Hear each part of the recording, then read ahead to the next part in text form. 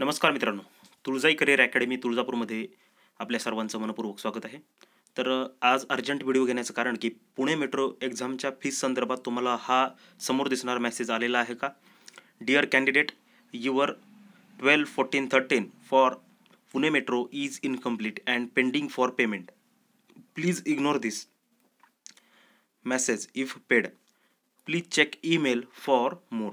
असा मेसेज तुम्हाला जर आलेला असेल तर तुम्ही काय करायचं, लॉग इन करायचं आहे तुमच्या पुणे मेट्रोवरती आणि लॉग इन केल्यानंतर त्या ठिकाणी अशा पद्धतीचं पेज ओपन होईल, व्ह्यू ॲप्लिकेशन, आणि पुणे मेट्रो ॲप्लिकेशनचे तुम्ही किती ॲप्लिकेशनला अप्लाय केले ते दिसतील तुम्हाला.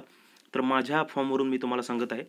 तर मी हा मेसेज मला आल्यानंतर चेक केलं की हा मेसेज बघा कशासाठी आहे. तर 12-14-13, तर 12-14-13 आहे ज्युनियर इंजिनियरसाठी आणि 12-01-23 2 नंबरचं जे आहे ते स्टेशन कंट्रोलर.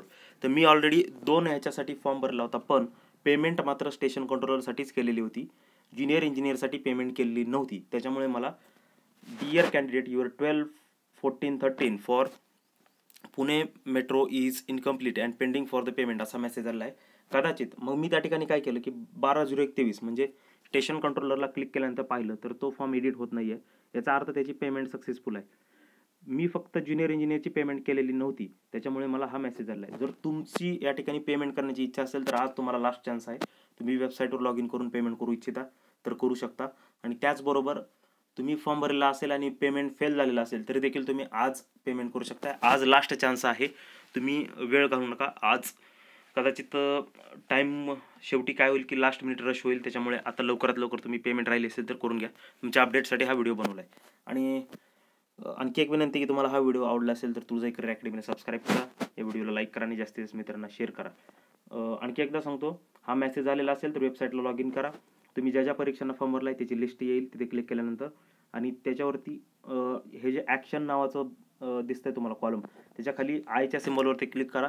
त्यानंतर गो टू ॲप्लिकेशन असेल, गो टू ॲप्लिकेशनला क्लिक केल्यानंतर तुम्हाला तुमचा ॲप्लिकेशन ओपन होईल आणि ते कंप्लीट करता येईल पेमेंट भरून.